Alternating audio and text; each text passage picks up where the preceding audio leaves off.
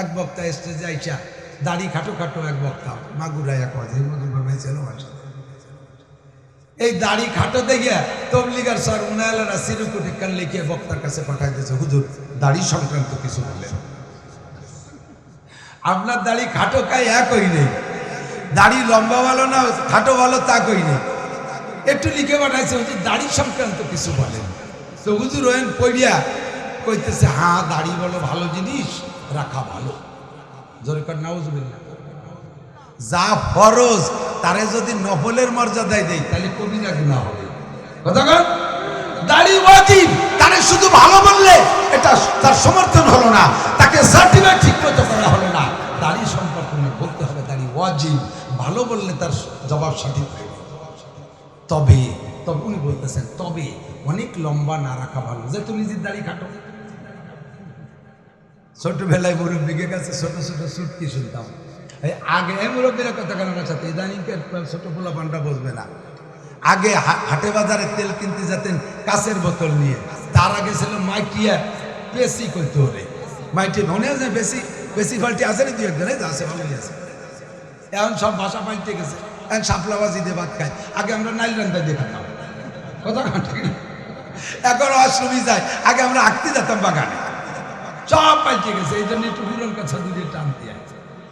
এই পেসি নিয়ে হাটে যাইতে, এখন এক ছেলের তার মা পেসি দিয়ে তেল কিনতে পাঠাইছে, ওর পেসি গেছে হারাইবে। এখন বাড়ি আইসে তেল তো আনতে পারিনি, মা তো রাগ করবে। এই জন্য বাড়ির বেড়ার পাশে দাঁড়াইয়া আগেই করছে, মা আজকে তার সর্বনাশ হয়েছে হাটে, কোন জায়গাতে আল্লাহ আইছে আল্লাহ জানে, প্রত্যেকটা মানুষের পেসি হারাই গেছে। মানে সবাই যদি হারায় তাহলে ওরটা হারালিও দোষ নেই। এই জন্য ওরটা পিঠ বাঁচানোর জন্য সবাই দোষ দিয়েছে, সবাই পেসি হারাই গেছে। তোরটা হয়তো আমারটাই তো আগে হারাইছে, তারপরে সবাই তো হারাইছে। নিজের দাড়ি কাটো, এই জন্য কাটো দাড়ির পক্ষে দলিল তৈরি করতেছে। তবে অনেক লম্বা না রাখা ভালো। দলিল কি? বুখারী শরীফের হাদিসের দলিল যদি দিতে হয়, কুরআন শরীফের দলিল যদি দিতে হয়, তাহলে কুরআন শরীফে আল্লাহ বলেন মা তাকুর রাসূলু ফাকুযুহু ওয়া মা নাহাকুম আনহু ফান্তাহু।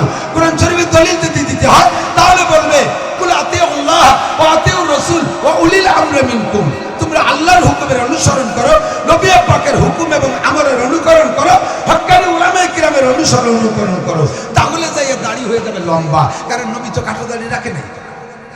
বুখারী শরীফের হাদিসে দলিল দিলে হাদিসে আছে কসু শারব বাবুল্লাহ, মস্তে ছোট করো দাড়িরে বড় করো, তাহলে সে জায়গায় বড় দাড়ি পাওয়া যায়। কাজেই কুরআন হাদিসের দলিল বাদ দিয়ে নিজের রেডিও সেন্টারের দলিল এনে পেশ করতেছে অনেক লম্বা না রাখা ভালো।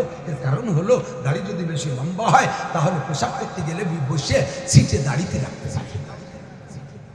এজন্য খাটো রাখলে ভালো হয়, পবিত্র পরিচ্ছন্নতার একটা সুবিধা। কি বলেন সবাইকে? ঠিক সর্বনাশ, ঠিক কর অভ্যাস তো। কি বলেন সবাইকে? ঠিক। তাহলে খাটো দাড়িটা ঠিক করায় দলিলে তুই গেল। উনি নামে যাওয়ার পরে আমি স্টেজে উঠে খুব বড় আগেই দিলাম এই ওয়াজন থাকতে থাকতে।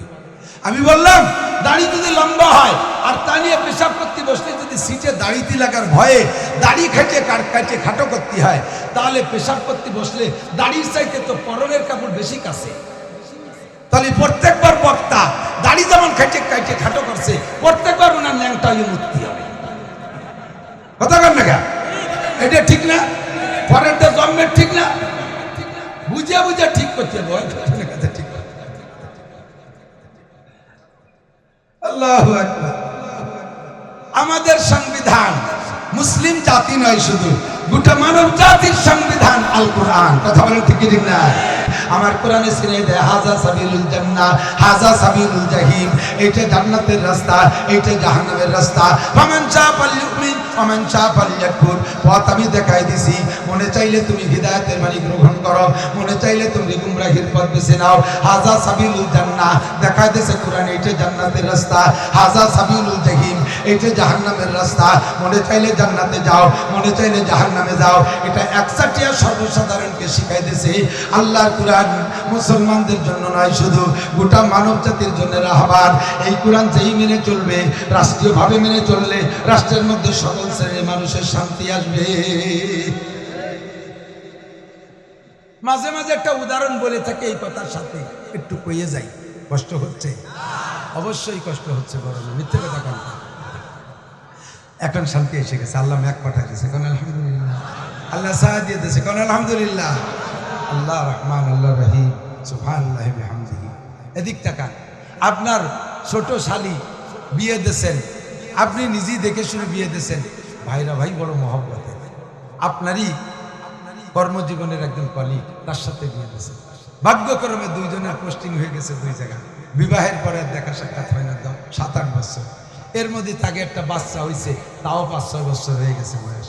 অনেক ফোন করতে করতে এবার একটু বেড়াইতে আনছেন শালি ভাইরা ভাই, আর সে ভাইরা বেটাটাও আসছে সাথে, ছোট 5-6 বছর বাড়ি আইছে। তাদের কত যত্ন আপনি করবেন, পয়সা আছে, তৌফিক আছে, 10-12 প্রকারের মাছ কিনছেন, 4-5 প্রকারের গোশ কিনছেন, এরপরে রসমালাই, রাজভোগ ইত্যাদি কিনে দিয়ে বাড়ি ভরি বেলাই দিচ্ছেন, খুব যত্ন, আলিশান যত্ন। এই যত্নের ভিতর দিয়ে আপনারা বড়রাও যত্ন স্বপ্নের ফিকিরে আছেন, আর ওই ভাইরা বেটাটা ছোট, আপনার ওই সাইজের একটা ছেলে আছে 5-6 বছরের ভাই, দুই খালাতো ভাই খেলাধুলা করতেছে, এটা আইনে খেলে, ওটা আইনে খেলে, সেটা আইনে খেলে, কোনোটা ভাঙে, কোনোটা ঠিক রাখে। ইতিমধ্যে যাইয়া আপনার নিজের ছেলে একটা গিলাস, কাছের একটা গিলাস, পুরনো আপনার মার আমলে একটা গিলাস, তার নাম হলো রূপবান গিলাস। ওই যে আগে পোশাকে কাজ দেওয়া না তো, ফেরিয়ালানা ব্যস্ত, রূপবান গিলাস 1.5 টাকা দাম, তাই নিয়ে ভেঙে ফেলেছে। আপনি যাইয়ে গাড় সাইডে 2 থাপ্পড়, শয়তান, শেষ করে ফেলাম। তুই গিলাস ভেঙে ফেলাইছিস, কয়েকদিন পর তুই শোকেছো ভাঙবি, এই করে ছেলেরা 2 থাপ্পড়। আপনার ভাইরা ভাই ঠিক আছে, ভাইজান ছোট মানুষ, এই কয়ে ঠাইট হয়ে যাইতে না যাইতে আপনার ওই ভাইরা বেটা শোকেসের ভিতরে থেকে হ্যাঙ্গারে ছিল, আপনার নিজের আনা, বেলজিয়াম গেছিলেন, চায়নার বেলজিয়াম, সে জায়গা থেকে অরিজিনাল বেলজিয়াম কোম্পানি থেকে 12টা গিলাস নিয়েছিলেন, হ্যাঙ্গারে রয়েছে। সেই 12টা গিলাসের দাম 12,000 টাকা। সেই গিলাসের হ্যাঙ্গার দরিয়াই না আপনার ভাইরা বেটা স্লিপ করে পড়ে 12টা ভেঙ্গে গুলো গুলো করে ফেলেছে। আপনার তো কলজা ফিরিয়ে যাচ্ছে। আপনি কারণ একটু আগে 1.5 টাকা দামের রূপবান গিলাস ভাঙছে আপনার ছেলে, তাই দিয়েছেন থাপ্পড়। আরে এখন 12টা বেলজিয়াম গিলাস ভাঙছে ভাইরা ভাইটা, কিরম ঠেয়ার কথা। ভাইরা ভাই টের পাইয়া যে আমার ভাইরা ভাই তো জান বের হয়ে যাচ্ছে, গিলাস ভেঙে ফেলেছে, তার নিজের হাতে আনা গিলাস যাইয়ে শাসন করার জন্য তার নিজের ছোট ছেলেরে যাইয়া এক থাপ্পড়। শয়তান, জীবনে কোনোদিন আর এইগুলো করবি? আপনি কি করবেন বলেন তো? আপনি যে ভাইরা ভাইরা এটা করেন, shut up, no talk বাটু school, কথা হবে না। ও ছোট মানুষ বোঝে, ও ছোট মানুষ যারা বোঝে, ও 12টা গিলাস ভাঙছে, তাতে কি হয়েছে? আমার শোকেস ভরা গিলাস, তা 12টা ভাঙছে শোকেস ভরা গিলাস, তার কেন তা আগে তোমার ছেলে একটা ভাঙলো, তারা মেনলি। এইটাই হলো মেজবান আর মেহমানের পার্থক্য। বাড়িওয়ালা আর আগন্ত মেহমান, এদের পার্থক্য এখানে। আপনি এবার বলবেন ফার্দার ওর গায়ে হাত দেবা না, পুনরায় যদি মারো ও জীবনে কোনোদিন খালা বাড়ি বেড়াতে আসবে না, তোরে ওরে ফিরে আবার বেড়াতে আসতে বলবে, না আমি ও বাড়ি যাবো না, আমি মরি গেলি তো তোমরা যাবে না, ও বাড়ি গেলি মারি খা লাগে, এইগুলি আর কোনোদিন বেড়াতে আসতে পারবে না। আর নিজের ডারে মারবেন কেন? আজকে যদি এক গ্লাসে না মারেন, পরের দিন ওই 12টা ভাঙবে, পরের দিন শোকেস ভাঙবে, পরের দিন হাড়ি গলা ভাঙবে, ওর ভাঙার একটা হাত এসে যাবে। আর ও আইসে মাত্র একবার, কাজেই ও অতটা ভাঙতে পারবে না, একবার ভাঙতে চলে গেছে, ওর আসার রাস্তা খোলা রাখতে হবে, ওরে মারা যাবে না। এই দেশের মুসলমান, মুসলিম কান্ট্রিতে যদি ইসলামী আইন বাস্তবায়ন হয়, আল্লাহর হুকুমে ভাবে 2 ভাগ করে দিয়েছে।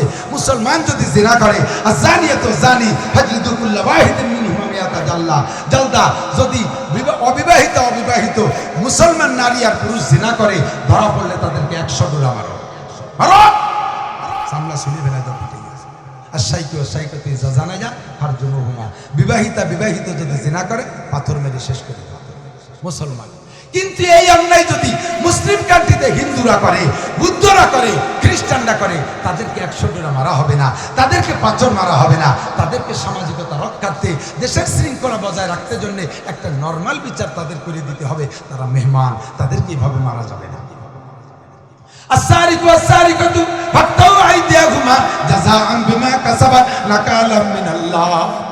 আল্লাহ পাক বলেন, চোর আর চোরনি যদি মুসলমান হয় চোর, মুসলমান যদি মহিলা চোর হয়, ফাকতাউ আইদিয়াহুমা, দুইজনের হাত কাটিয়া দাও, জাযাআম বিমা কাসাবা, এটা তাদের কর্মফল, নাকালাম মিনাল্লাহ, আল্লাহর পক্ষ থেকে এটা হলো শিক্ষা, আল্লাহর পক্ষ থেকে এটা হলো শিক্ষা, এটা হলো মুসলমানদের বিচার। ইসলামিক কান্ট্রিতে মুসলমানের হাত কাটো, হিন্দু বৌদ্ধ খ্রিস্টানরা যদি মুসলিম কান্ট্রিতে চুরি করে ধরা পড়ে, তাদেরকে হাত কাটবা না, কারণ তারা কোরআন মানে না, কোরআনই সংবিধান তারা বোঝে না, ওদের পর কোরআনী আইন প্রয়োগ করা যাবে না। মুসলমান আর মুসলমানদের ভিতরে পার্থক্য এই জায়গা। আর যেগুলো নবী টুপি করছে আমিও পরবো, নবী পাগড়ি করছে আমিও পরবো, নবী দাড়ি বড় রাখছে আমিও রাখবো, নবী ছোট মোষ রাখছে আমিও ছোট মোষ রাখবো, নবী জুব্ব পরছে আমি জুব্ব পরবো, নবী দস্তারখান ব্যবহার করছে আমি দস্তারখান ব্যবহার করবো, নবী মেসওয়াক ব্যবহার করছে আমিও মেসওয়াক ব্যবহার করবো, নবী নামাজ পড়েছেন জামাতে। ধরে বলেন কোথায়? নবী কোথায় নামাজ পড়ছে? আমাদের এই দেশের এক জৈত্য মৈশ বগল পার্টি ভণ্ড দাতাল, দাঁত মাজে না কতকাল, কোদাল দিয়ে সাফ করলে দাঁতের তো কবরে জুড়ি দুই জুড়ি মেরে গাঁজা খাইয়ে সারা টাকা বোতল বানায় বেলাই দিছে। এই সাড়ে খবিশির দল ওরা কাজে সিজদা দেবো কোন জায়গায়? ইবলিশ শয়তান সারা দুনিয়ায় সিজদা করে জায়গা না পাক করে দিয়ে গেছে। এই জন্য বলে নামাজ পড়তে জায়গা পায় না খুঁজিয়ে কানকার মধ্যে বসে বসে মুরিদ মুক্তা কিনে গাজার আড্ডা মারে। এগুলোর শয়তানের চাইতো এরা 3-4 ক্লাস উপরে পড়াশোনা। কতক্ষণ ঠিক না? আমার নবী জীবন ভরে জামাতে নামাজ পড়েছেন, আমিও জামাতে নামাজ পড়বো। নবী পাক যেভাবে নামাজ পড়ছে আমি সেইভাবে নামাজ পড়বো। আল্লাহকে আতি আল্লাহ, আল্লাহর হুকুমের অনুসরণ করো, ও আতি রসুল, রসুলের হুকুম এবং কাজের অনুকরণ করো। আরেকটা কাজ করো, 3 নম্বরে একটা অপশন আল্লাহ খোলা রেখেছে। আল্লাহরও তোমরা দেখবা না কুরআনও নতুন নাজিল হবে না, একবারই নাজিল হয়েছে তার জমান তার মোহাম্মদুর রাসূলুল্লাহ, উনিও চলে যাচ্ছেন। যার অনুকরণের কথা বলা হয়েছে সেও থাকবে না। পরবর্তী উম্মত কি দেখে কি করে কি বসবে? আল্লাহ পাক সেই অপশন খোলা রেখেছে। উলিল আমরি মিনকুম, তোমাদের সমকালীন বিশেষজ্ঞ হাক্কানি উলামায়ে কিরাম, তোমাদের সমকালীন বিশেষজ্ঞ হাক্কানি উলামায়ে কিরাম ওই কুরআনের হাদিস থেকে ঘাইটে ঘুইটা যে মাসালাগুলো তোমাদের কাছে দেবে, ওই কথাগুলো তোমরা শুনবা, ওই কথাগুলো তোমরা মানবা। তাদের অনুসরণ করলে আল্লাহ রসুলের অনুসরণ হবে। আল্লাহ রসুলের অনুসরণ হলে, অনুকরণ হলে আল্লাহর অনুসরণ হবে। আল্লাহ রসুল বলেন মান আতাআনি ফাকাদ আতা আল্লাহ ওয়া মান আসানি ফাকাদ আসাল্লাহ। যে আমার অনুসরণ করবে, অনুকরণ করবে, সে যেন আল্লাহর অনুসরণ করলো, আর যে আমার নাফরমানি করবে সে আল্লাহরও নাফরমানি করলো। কথা বলেন ঠিক ঠিক না?